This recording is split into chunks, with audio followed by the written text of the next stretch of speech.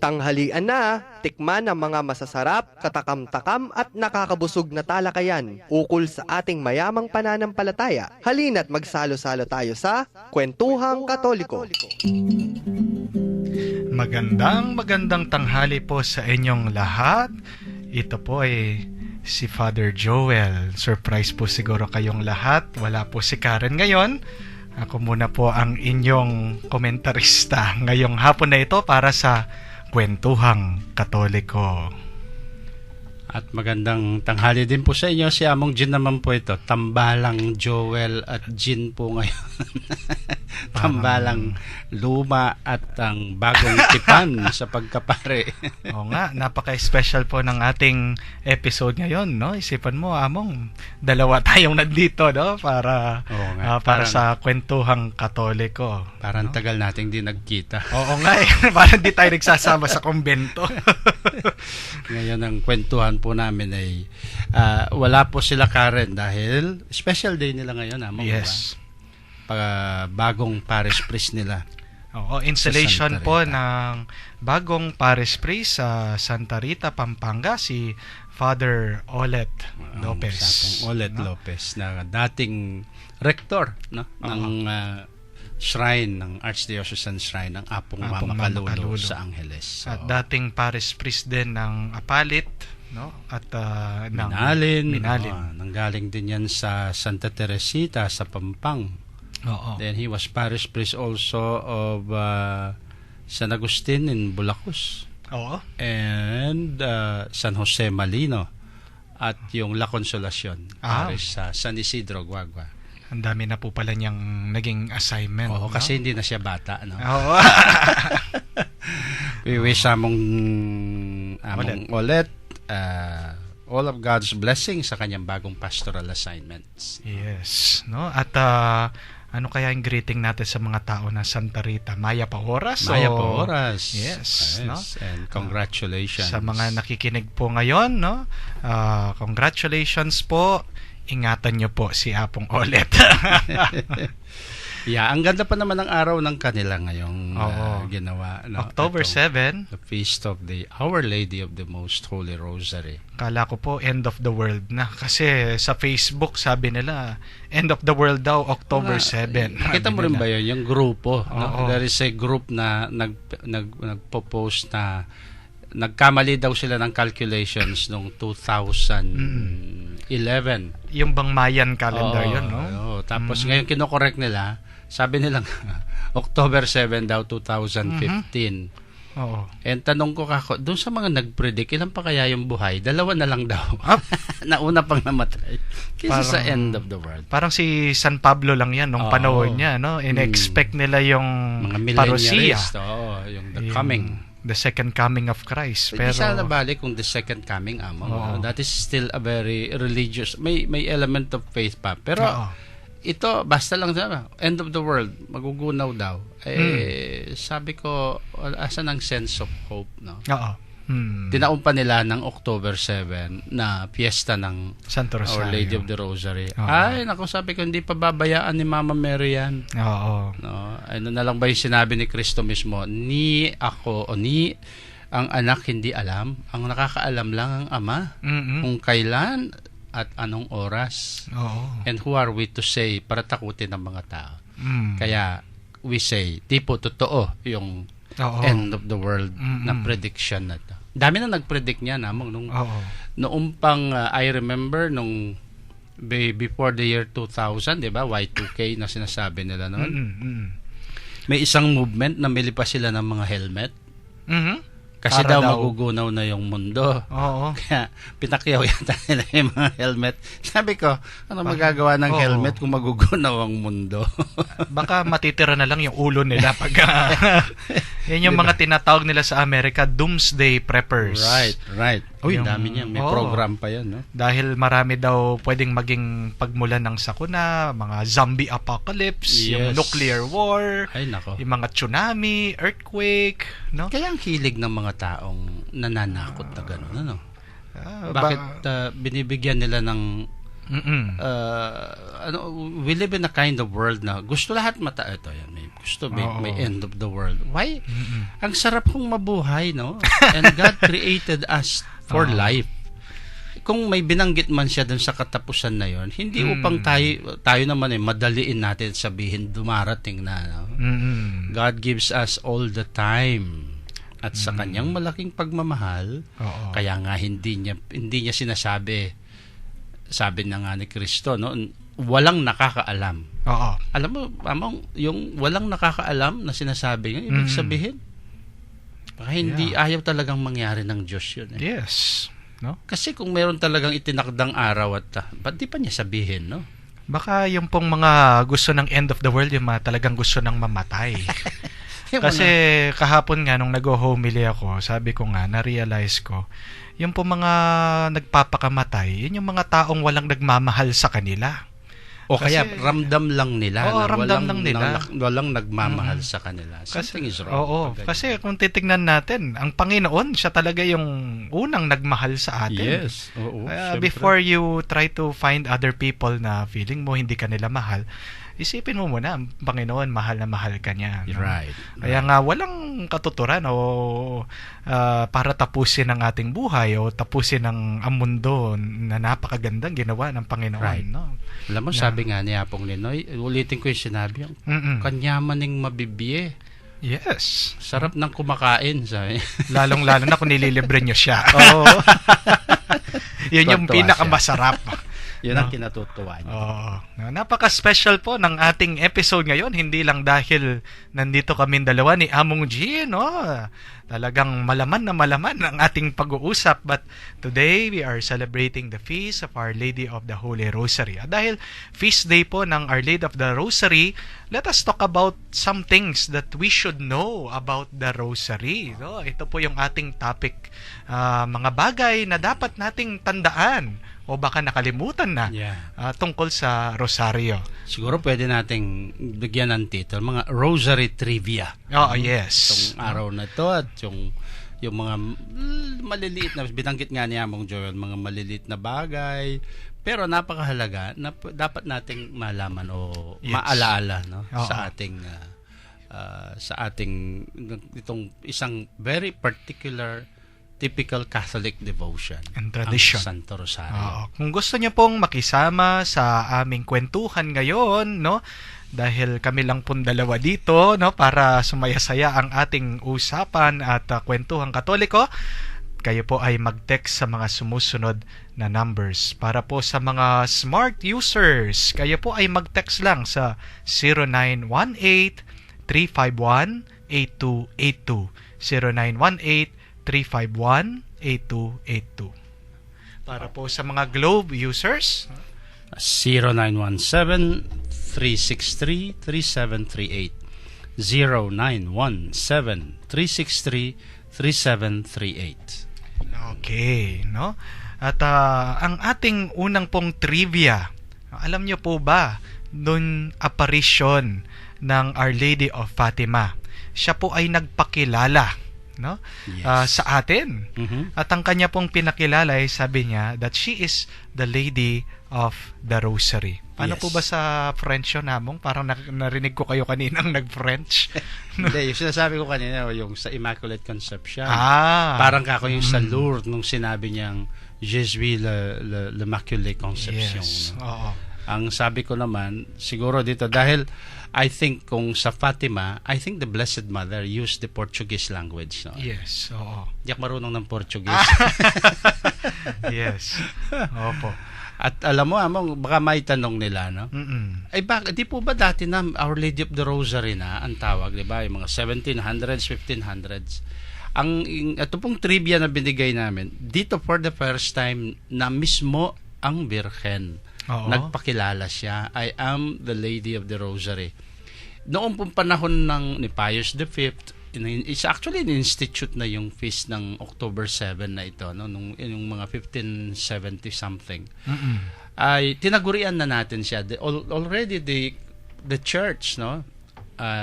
Tinatawag na natin siyang Mary Queen of the Most Holy Rosary. Yes. Pero sa atin 'yon. Oo. That is the pronouncement of the church. Confirmation came noon nga yung sinasabi mo, nung 1917 na magpakita siya sa Fatima, that she officially used this title. Para bang kinonfirm niya, ako nga, ang Nuestra Señora del Santissimo Rosario. No? And 6 times po nagpakita yung apparition ng... she kept saying that title. No? Oo. At merong milagro, yung maybe yung mga listeners po natin, alam din nila yung milagro nung The Dancing Sun. Right. Nung nagpakita siya, nag-apparition. No? Ako, minsan pinagtatakan ko po yan, hindi lang kaya ginagalaw yung camera, pero a lot of people has parang nakita po nila, witnessed yung apparition, no? And even the miracle of the dancing sun. Right. Kaya nga doon po na naging totoo, no? Na napatotoo nila na itong apparition ay hindi katang isip lang, hindi lang gawa-gawa, hindi lang fiction, pero totoong-totoo. And among dun sa documentary na nakuha, at the same time mga news, madaming mga newsmen noon nung mangyari yun.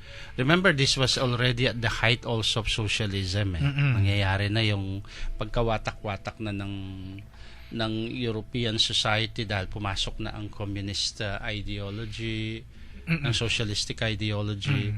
Tapos nasa bukana na sila ng unang digmaang pandaigdig, no?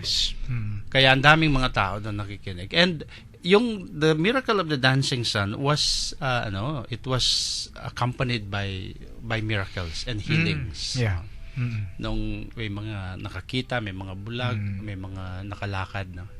And so very, very authentic yun. Still at mayroon ng documented film yun. At saka mga movies na sumunod, di ba, meron. Yung 6th Day yata, yun, no? Yung pinromote natin noon. The 6th Day. Pinalabas dito sa mga malls. No? And nung bawat paglitaw po, nung apparition ng Our Lady of Fatima, revealing herself as Our Lady of the Rosary, ang isa pong sinasabi niya sa mga tao, pinapaalala at parang hinihimok, is to always pray the rosary. Right. So 6 times siya nagpakita, 6 times siyang inuulit-ulit na pray the rosary. Yes. Napanood mo ba among yung early yung pinakaunang film ng Our Lady of Fatima, yung pinagsimulan ng yung nila Father Patrick Peyton. There was a movie. Ako bata pa ako noon, no, pero but it's still being played ngayon. Makikita mo there was a particular scene noong sinabihan sila pray the rosary. Tapos yung tatlong bata, si Lucia, yung pinakamatanda, tapos si Francesco, tsaka si I forgot the other Jacinta, no? Si Jacinta. Ang sabi nila, nung first appearance nagulat sila. Tapos yung ikalawa, may scene doon na where is she? Sabi niya, hinahanap siya. Ay, tawagin natin siya, sabi niya. Paano natin siya tatawagin? Tapos sabi ni Lucia doon, didn't she tell us pray the rosary? And how do we pray the rosary? Use the Hail Mary. Yes, let us call her, sabi ng bata. Then lumuhod yung dalawa. Tumuhod doon sa harapan ng halaman. Sabi ni Hail Mary. Huminto sila doon. Tapos si Lucia nandun sa likod, sabi pa niya, continue. No, we're calling her. Sabi niya, Hail Mary. Ayun na nga naman talaga ibig sabihin. Hail Mary, ang hail is salve, no? Or Ave Maria. Ang hail po kasi ay isang greeting, no? Greetings, Mary. Tapos susunod makita mo na, ayan, lumiwanag na. And she appeared. Kaya yung mga bata, they were emphasizing na parang when you say Hail Mary, you are really calling on her, no? And calling the Blessed Mother is not just simply a prayer, but you are calling on her. Yung tatlong bata, yung sinignify nila, you call on Mary and she will not fail you. No? Parang ganun. May naalala po akong kwento, may isang pamilya, hindi sila marunong mag-rosaryo. Bumili sila ng parang prayer booklet ng Hail Mary. Nakakabit lang doon sa prayer booklet, yun nga, Hail Mary, tapos ... Kaya nga pag nagdadasal sila, Hail Mary, ... Sabi, Hail Mary, ... Sabi ko. So, Meron daw isang katekista, narinig sila. Sabi, bakit kayo ganyan nagdadasal ng Hail Mary? Mali yan, sabi niya. Talaga, sabi niya. Paano po? Ganito yan. Hail Mary, ... Sabi niya. Hindi. Iba naman yung version na narinig ko. Oo. Yung sabi niya, Hail Mary, 3X. Yeah. 3X. 3X. Nalaging triple X yan. Sus Maria Joseph. 3 times pala na nakalagay doon. No? Ay, nako, joking aside, kidding aside. Yan ang significance ng yung the message of the Blessed Mother sa atin is you keep calling on me, no? And I think if she allows that, ibig sabihin kasi she's ready to answer. No? Yeah. Sabi nga ng isang Marian devotee na isang pare, I think it was Padre Pio, sabi niya, when your mother tells you, call me, ibig sabihin, she means it. If you call me, I'll be there. Yeah. So, the Blessed Mother tells us, pray the rosary, Hail Mary, Holy Mary, Mother of God. It means she would come. Alala ko tuloy yung kantang knock 3 times. Knock 3 times. On the ceiling if you want me, I'll be there. Yung kanta pa ni, kanta ni Michael Jackson, I'll be there. Yeah. The Blessed Mother. The rosary is her way of saying, I am there. Yes. Yeah. Napakaganda po, no? Kaya nga, dahil Hail Mary din ang ating pinag-uusapan, pakinggan po natin itong napakagandang kanta na kinompose po ni Kong Nilo Nukup at saka ni Don Mauro Gomez na naging guest din natin dito sa Kwentuhang Katoliko. Sarili nilang version ng mga Marian songs, lalong-lalo na itong Bapu Maria and Kapangpangan. So pakinggan po natin.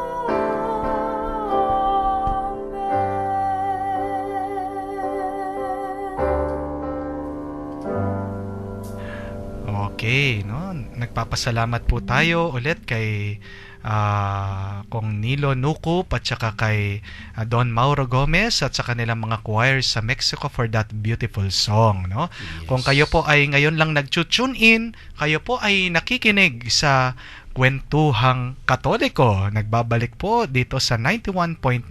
Ito po ulit si Father Joel at kasama ko po dito si Among Jean. Tambalang Joel at Jean.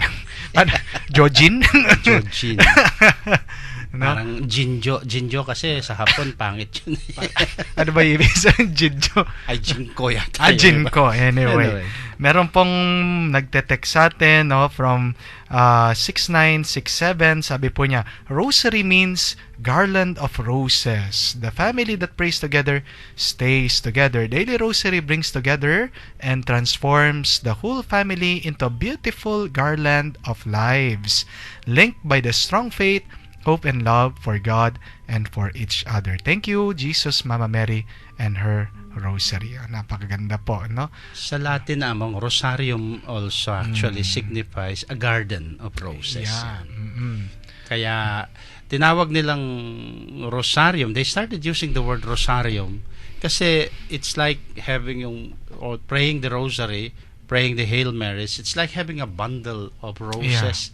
Kasi every Hail Mary is a rose offered to the Blessed Mother. It's like a floral offering.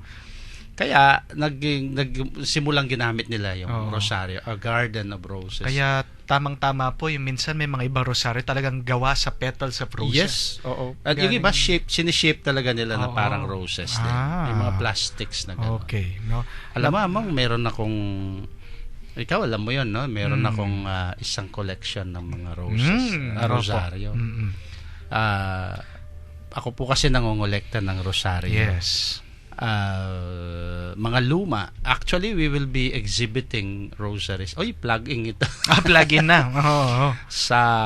For the month of the rosary ngayon, pinahanda po namin ng yung gallery section ng museum sa Archdiocesan Museum. Meron kaming ginagawang inahandang rosary exhibit, no? So it talks about the history of the rosaries. At the same time, ilalabas namin yung mga iba-ibang uri ng mga rosaryo all throughout the years and ages, no? Mabibigla po kayo how rosaries have been ang mga materyales na ginagamit, no? Sanay lang tayo sa kahoy, plastic. Plastic. Pero before may mga magagandang materyales. Yes. I have seen a rosary that is made of tektites, no? Yung tektites, yung mga stalagmites. Yes. Hindi, Amang. Yung tektites, yung taklang batuin nga, narinig Kapampangan, yung meteorite na maliliit. Yes. Tapos ginagawa nila. I've seen a rosary that is made of telephone wire. Pero wala po kayong ganyan, Among. Scene lang, nakita o meron na rin kayo? Meron din ako. I have in my possession one of those. At telephone wires. Yun ay gawa ni Fray Gregorio Ontomin. There was a Dominican na mahilig mag-imbento. Nakita niya yung wire ng ang wire ng telephone kasi may single na copper wire sa loob pero solid rubber yung balot niya. Ginagawa niya, kinakat lang niya, binibilog-bilog niya, tapos merong pinagdugtong-dugtong niya, and he has a rubberized rosary. Binibiro ko pa nga siya. Telephone wire, yes, sabi niya, that is my telephone wire connection to heaven. No? Sabi niya, thank you, brother. Yeah. So, binigay niya po sa inyo? I keep that. That's part of it. So sa atin po baka meron din mga ibang rosary enthusiast dyan, Abong, no? Baka pwede silang makipag-swap sa inyo ng tignan natin ng item. Anyway, nabanggit po kanina ng ating texter, no? Sabi niya, the family that prays together stays together. Alam niyo po, isa pang trivia. Siguro po kilala niyo kung sino yung rosary priest. Ito po si Father Patrick Peyton, no? Yes. At siya po ngayon ay yumao na. Pinanganak po siya noong 1909 and he died recently, mga 1992. No? And he is now a servant of God. Minumove po niya. Beatification. Yes. Yan po yung isang nilalakad nila na siya ay maging isang santo. Hindi lang Pumunta biyato. siya dito sa Pilipinas. I think hindi lang once. 1985 meron po. Tapos, no? He came even earlier than that. I forgot his congregation. Ano po? Holy Cross? Congregation of the Holy Cross. Yes. CSC siya. At nung pong bata pala siya, I think, or even nung mga seminarian siya, he was stricken with tuberculosis. At he was cured. and he attributed to the healing and to the intercession of our Blessed Mother. No? At ito po yung naging niya, 'di ba, parang mission or advocacia and apostolate, yung mga rosary rallies. Ito po yung kanyang parang ino-organize. At alam niyo, mamang nabasa ko lang that he is one of the pioneers ng evangelization, no, using media. Yep. No. Kaya sa kanya nagsimula yung Catholic Media, I forgot the whole name. Siya yung nag-produce ng maraming mga films about the life of Jesus. Siya ang nag-introduce. Kaya po may mga pag Holy Week, no? Kung natatandaan ninyo, mayroong mga tungkol sa birth of Jesus, sa curiosity. Yan po ay production sa kumpanya na finound ni Father Patrick. At pag nag-rosary rallies daw sila, ito ay live na pinaparinig sa radyo, no? Ni-record at pinaulit-ulit na pinaplay, no? Kaya maganda po siguro itong ating radio station, pwede rin tawagin na Father Patrick Peyton. Yes, pwede, no? Hall, o kaya yung dahil he is one of those na really pushed for Catholic media as a way for evangelization, no?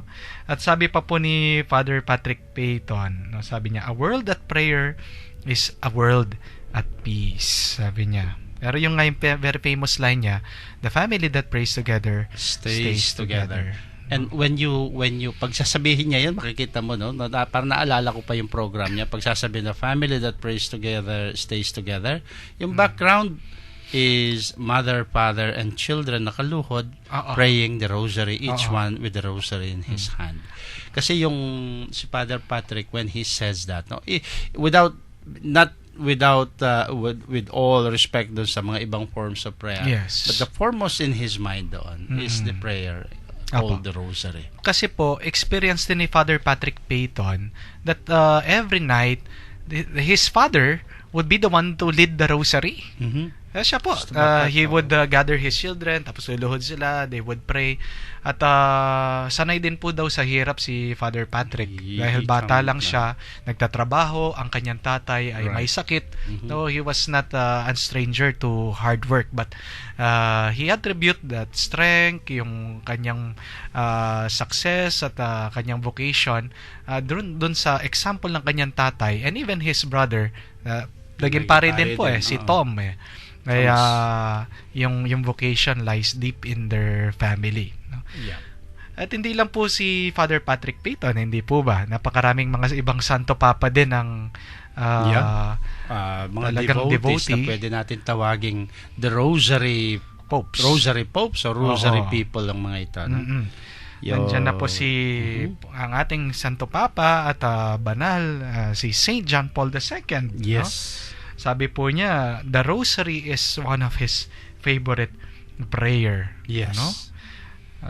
Related to that, si John the 23rd, si Pope Saint John the 23rd. Ang ganda pa ng sinabi niya, no? He described the Rosary and he called it as a summary of the whole gospel.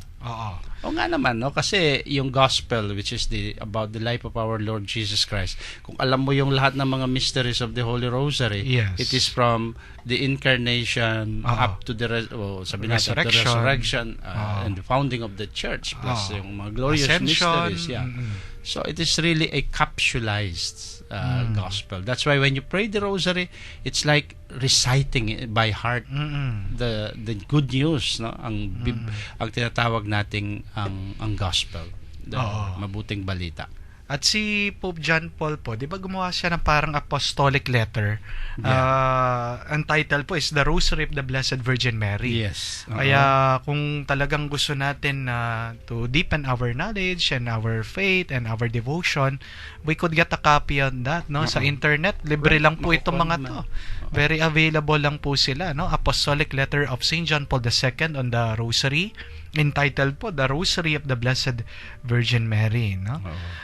Among may nag-text dito, sabi niya, ito po, no, yung ang ganda daw po, no, sabi na, kasanting ng gewang rosaryo, pengawa na kami pong rosaryong among Jean kanita. Kayo mo ding beads na Ella basta-basta sa Salwan na Lapag Green Hills. Hindi ko po alam kung sino to, no? Galing po sa 0540, no? Parang kilala ko yan. Kilala nyo, no? Oo. Hindi lang basta-basta yung mga beads nyo daw. Talagang they are one of a kind dahil binibili nyo daw pa po sa ibang lugar. Yes, totoo yun. Alam mo, Among, nung kasi ewan ko kayo, mga seminarians kayo. Nung sa formation kasi kami, one of the first things na natututunan namin gawin sa seminaryo, paggawa ng rosaryo.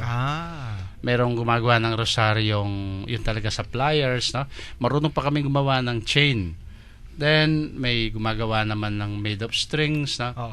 So, then pag seminarians ka, what is the best gift that you could give to friends and to your benefactors? So, yan, mantakin mo si Father Bogs Moraleja, ang galing gumawa na rosaryo niyan, no? Si Father Duron, si Father Sol, no? Kumusta na kaya si Among Sol? Kumusta po kayo? Nakikinig kaya siya? May sakit po siya ngayon. May sakit po siya, panalangin po natin si Father Sol. So, pagdasal natin yung kanyang madali ang paggaling. Oo. Kaya, nadala ko na rin sa bilang isang pare na gumagawa rin ng rosaryo. And I remember, yun sa parokya, when I was in San Matias, I started making beads, rosary beads. Kasi during my extra time, dami kong nagawa nun.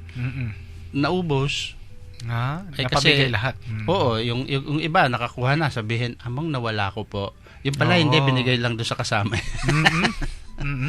Yeah, and I used to buy beads kasi sabi ko, you want to have, gusto mo i-regalo sa kanila. So pag pupunta kami sa Green Hills, dami nagpitinda ng mga beads doon. No? Pinipili ko yung mga, usually I buy the black onyx stones na beads. Kaya meron available po nun sa Green Hills. So, ang dami nun. Ang dami. Maganda rin po yung paggawa ng rosaryo because it keeps you away from temptation. Diba sabi na, idleness is the workshop of the devil, no? Yes. Para yung mga seminarista, imbes na magligaw. Totoo yun. Merong At saka sabi nila kasi, Among, pag binigyan mo daw ng rosaryo isang babae, hindi daw kayo magkakatuluyan, sabi nila. Ay, kaya pala dami kong binigyan ng mga ganun just to keep them away from me. Alam na nila nun pag binigyan sila ng rosaryo, taken na si Among, di na pwede, sabi nila. Mo na lang ako. Yun ang silent message. Pagdasal mo na lang ako at magdasal ka na lang para sa sarili mo. Para bang forget about me. Yeah. Meron nga nagbigay sa akin hindi lang rosaryo. Alam mo yung rosaryong luminous? Yung sobrang laki. Ibig sabihin talaga na hindi talaga pwede. Mayroon pa, Among, na nauso talaga yung mga malalaking rosaryo na yan. I remember, hindi lang kahoy, merong mga luminous beads, merong gawa pa sa pili nuts. Meron po ba? I've seen. In fact, maganda yun. Ewan ko lang kung meron pang gumagawa ng ganyan. But usually, it is so beautiful to see sa mga balkon ng mga bahay. Yes. Makikita mo yung mga malalaking rosaries na yan. So, alam daw po nila na Pilipino ka. Right. Pag merong dalawang malalaking kutsara at tinidor nandun sa bahay mo. At pag may malaki kang rosaryo na nakasabit. Ikaw ay Pilipinong Katoliko. Pilipino. Hindi lang basta't Pilipino. Pilipinong Katoliko. Pero Filipino po sa atin yan, Among. Malaki na rosaryo, isasabit sa bahay. Yes. No? At makita mo din sa mga religious congregations ang devoted sa rosaries. Halimbawa po, yung mga Dominicans, mga paring Dominicans, mga madreng Dominican, makikita po ninyo yung rosary na nakasabit sa side nila, sa belt. Then Franciscans also use that. Ang mga Poor Clares, no? Mga monghas ng mga Santa Clara, mga Benedictines, yung usually mga congregations na suot pa yung old habit. Andun sila, suot pa yung rosaryo sa kanila. It's part of their habit. Kala ko nung minsan nakita ko si Manny Pacquiao, meron siyang pinatato niya yung rosaryo sa niya. Wala na ngayon yun. Pinabura na ba niya? Hindi. Nagmalikmata lang ako, kala ko nagpa-tattoo siya. Meron po nag-text sa Among, sabi niya sa 9586, masaya daw siya. Gusto daw niyang humingi ng rosaryo din sa inyo. Minsan daw, papasyal siya, hihingi daw ng rosaryo sa inyo. Basta sabihin nyo lang po. Medyo humina na kasi amo yung mata ko. Okay. Kaya mahirap ng- medyo nagpapahinga muna ng kaunti. Oo. And then, although meron akong lenteng Oo. malaki may ilaw na. So, I can still use. Pero Yeah. pa, one day we will do that. Yeah. Tsaka dapat turuan din kita. Oo nga ba? Kung mabibigyan ko Para din ng makagawa tayo panahon. na. Sana. Okay lang. Yes. Opo. Maganda Ay, rin nako. pong ano yan sa parokya, ha? Siyempre. Business? Ang San Matias, meron silang rosary making contest ngayon. Talaga? Oo, nakita ko dun sa kanilang Facebook account. Yes. They launched a rosary making contest. Oo. Yun. Ang ganda yun. That's a good thing. So, Yeah. I hope, sabi ko, sasali ako ha. Talo kayo pag ilalabas Baka- ko yung mga vintage rosaries na mga... Baka yung gawin nyo doon, among ivory, gold at silver na yung mga beads nila. Talo kayo. Oo. Anyway, opo. Batiin muna natin itong ating mga tagapakinig, ano? Mm-mm. Ako, gusto kong batiin si Aching Ping Kipangan. Mhm. Siya ang butihin at Mhm. magandang kapitana Mhm. ng Barangay San Matias. Kasama ni Aching Malu. Panay Yan ang pong mga... masisipag na... Alam mo yan si Pinky, di lang yan isang barangay captain o government official, no? Oo. First and foremost, siya ay isang butihing anak ng parokya. She's very active sa parish. Yeah. Opo. Pinky! Binabati din po natin ang ating mga tagapakinig, no? Unang-una na dyan, si PJ, no? Baka nagselos na naman sa atin. Hindi Uy, nandyan natin- sa kanina sa misa ko. Nagsimba. Nagsalbe ako eh. Oo. Nagsalbe. Pagkatapos si JD Welder, nanonood yata Oo, sa atin na siya na live nanonood. streaming. Di pa nanahimik si JD ngayon. Oo. Dati may text siya o baka busy siya sa pagtitinda ng mga piyesa na naman. At yung mga ating mga sakop dito po sa parokya, no, sa Sitio Tinahero, all ears daw po sa Tambalang, Jojin sa rin. Anyway, no, bago po tayo magpatuloy, makinig ulit tayo sa isang napakagandang kanta na kinompose ulit po ni Kong Nilo Nukup at ni Don Mauro Gomez. Dito po sila sa parokya ng Santa Monica Parish dito sa Mexico. Pakinggan po natin ang isang Marian song na kanilang kinompose.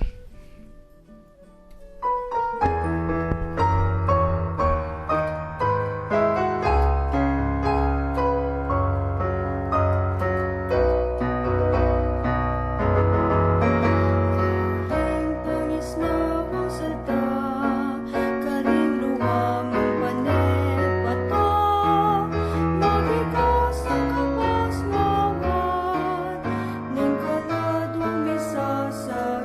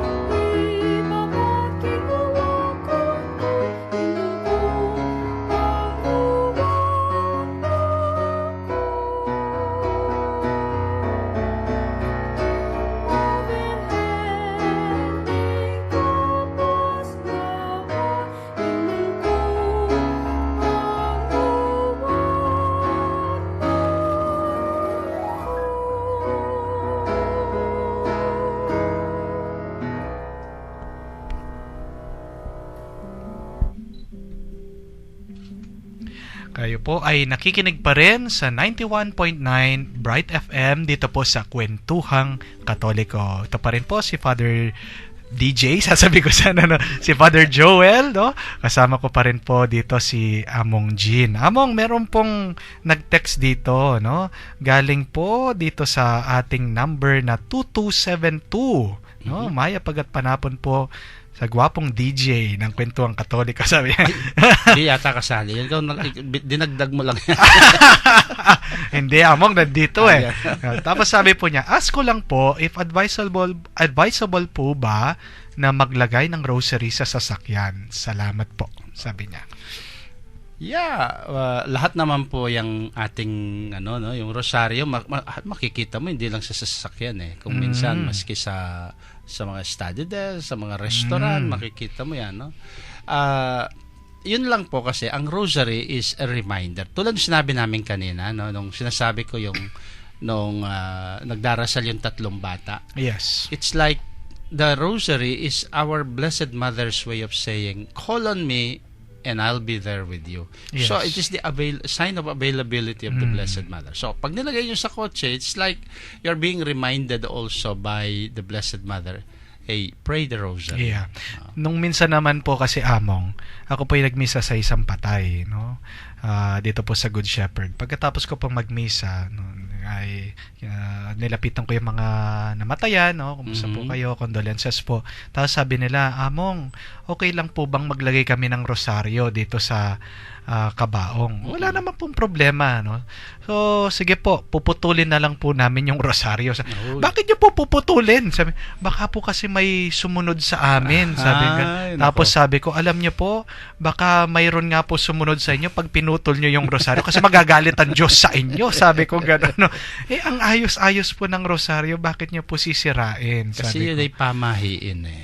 Di ba doon sa pong segment namin dito ay we talked about the mga superstitions na yan, mga pamahiin, no?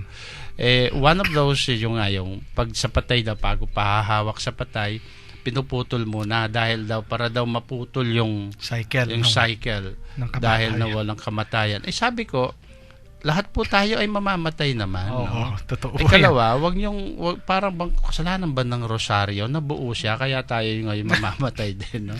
Huwag niyo pong gawin yon. But pwede niyo ipasama, pero huwag niyo haluan po ng ganong pakahulugan. Kasi pag binigyan nyo ng ganyang pakahulugan, nawawala yung tunay na saysay, no? Yes. Halimbawa, kasi the rosary is being placed in the hand of the person, lalo na kung yung taong yun ay mapagmahal sa rosaryo, no? Na siya parang in the gesture of prayer. So, wag niyo patlurin. Wag yung patarin. Putulin, no? Patlurin. Kasi it does not give, it is not true in the first place. Yes. Tapos, bibigyan nyo ng masamang pakahulugan. No? Yeah po.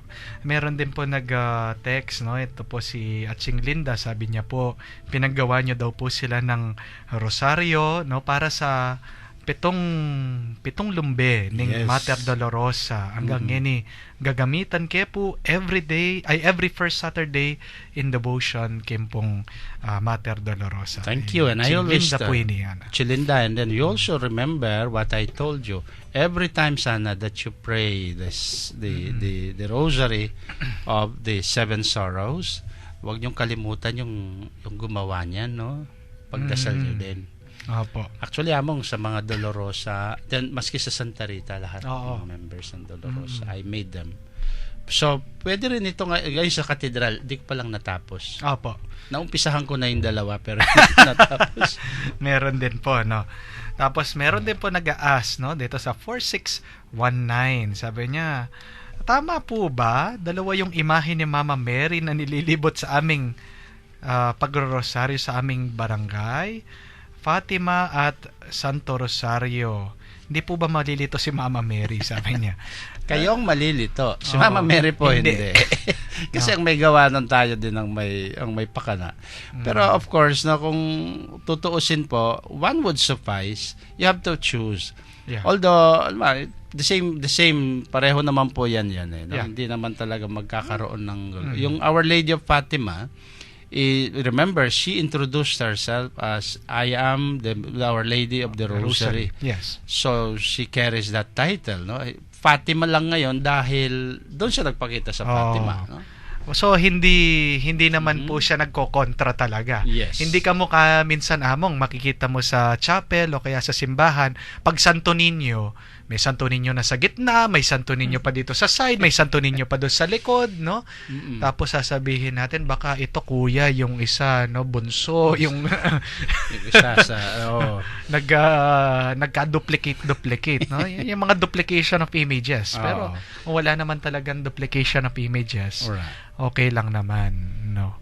Kasi yun naman propriety lang, liturgical propriety, no? Yeah. Tsaka tayong nag-aayos nun hindi naman So tayong may gawa, tayong nagkakamali, tayo din ang magko-correct kung sakali, no? Yeah, no. At ito pong month na ito, we are all encouraged to continue to pray the rosary because this is the month of the Holy Rosary. And on October 13, no? Opo. Doon namin bubuksan yung exhibit sa Museum on the Rosary. Kasi October 13, yun ang fiesta ng Our Lady of Fatima. Yung pagpapakita. Okay. No, kaya pala nakita ko po dito sa isang baryo natin, may Fatima silang image dito sa Barita, no, sa Santa Teresita. No. Pero among, may nakita din ako isang parokya ngayong October. Nakakabit po doon sa gitna ay ang Dolorosa. At yun yung kanilang, siguro wala silang image ng Holy Rosary o Fatima. Nilagay nila ang Dolorosa, no? Tapos nilagyan ng rosaryo yung kamay ng Dolorosa, nakaganyan, meron siya rosaryo. At sila'y nag-improvise, no? Yeah. Yun naman siguro dahil anyway, ang importante doon the Blessed Mother, whether she's the Dolorosa or the Our Lady of Lourdes, no? She will always be tied to the Rosary. Yeah. Kasi siya parati yan. No? Sa kanya yun So okay lang po. No? Di kamukha nung kwento nyo po nung sino ba yun? Yung sa Babuyan Island ba yun? Yung gusto nilang magkaroon ng apong mamakalulu tapos yung kinonvert nila yung krus na nakaganon tapos yung resurrected Christ. Hiniga nila, no? Ginawa nilang apong mamakalulu. Hiniga ng pare. Kasi ganito yung kwentong yun. Nagpasyal daw yung pare, kasama niya yung kanyang mga PPC Manila. Na-introduce sa Batanes pala, wala pala yung Santo Entierro, yung Kristong patay, no? O nakahiga. Nakita nila marami sa Manila at sa mga provinces na pinuntahan nila. So suggest nila kay Father. Father, sabi niya, maganda po yung magkaroon tayo ng ganong image. Pagawa tayo. Nangako si Father, sige. Dumating yung panahon, mag-Holy Week na. Yes. Wala pa. Tinanong ngayon si Father, meron, sige, ako nang bahala. Ang ginawa ni Father, kinuha niya yung resurrected Christ. Nakaganyan yung kamay, no? Yung naka-peace-sign. Hiniga niya ngayon. Kaya, tapos, tinakpan ng kumot. Tapos nagdedeboto, sabi na, unique yung unique pala yung unique yung Santo Entierro namin. Bakit? Nakangiti po, may peace. Alam mo, kwento yan ni Father Enrico Gonzales, no? Nangyari daw totoo yun sa mga isa-isang dumi. Ewan ko, ayaw akong bumanggit ng pangalan, pero kinuwento niya yun doon sa Batanes. Yan po yung tinatawag nilang necessity is the mother of all invention. Yes, totoo yun. Mantakin mo, Pilipino pa ba naman? Ang galing, no? Marami tayong ganyan kahit sa misa, no? Totoo yun. Magaling ang Pilipino sa inventiveness. O minsan nga, yung walang mompo, biglang bumili ng tanduay. Yun yung pinainom sa pare, no? Pagkainom ng pare, biglang namula. Nangaluto. Ayun, namula yung kanyang tenga, no? Kailangan minsan mag-improvise. Among may nagtatanong po, no, dito sa numbers na 9586, no ko rin niya po ing museum. Kasi po, pina-flag niyo po yung exhibit ng Rosario. Hindi po nila alam kung saan, no? Sa museum po ba? Gaganapin o gagawin ang... Yes. Ang museum po ang Archdiocesan Museum po ay nasa loob po ng compound po ng University of the Assumption. At kung familiar po kayo sa Assumption, yung pong yung chapel Yes. Nandun po kami sa second at third floor noon. Oo. If you want access po doon, we are open actually from Monday to Friday from 9 to 5 p.m.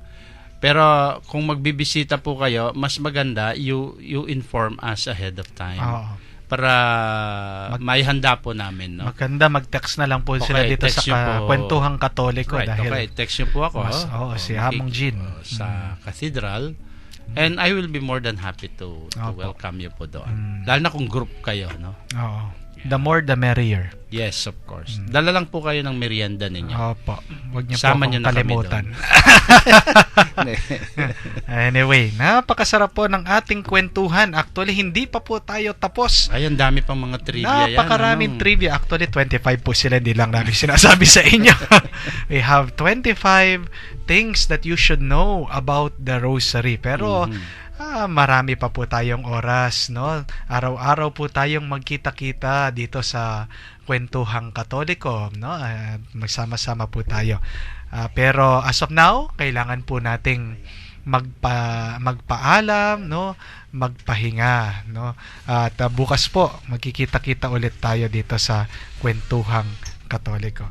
I think napakaganda po na tapusin muna natin ang ating kwentuhan sa pamamagitan po ng isang dasal. In the name of the Father, and of the Son, and of the Holy Spirit. Glory be to the Father, and to the Son, and to the Holy Spirit. As it was in the beginning, is now, and will be forever. Amen. And may Almighty God bless us all, the Father, the Son, and the Holy Spirit. Amen. Sa inyo po nagpapaalam si Among Jean at magkikita-kita po ulit tayo bukas ganito ring oras. Ito po ulit ang inyong DJ na Father Pa para sa Kwentuhang Katoliko. Ito po ay isang programa ng catechesis ng Commission ng Archdiocese of San Fernando. Maraming salamat po and have a blessed day ahead of you. Diyos na sa krus ni Jesus ang siyang sa mundo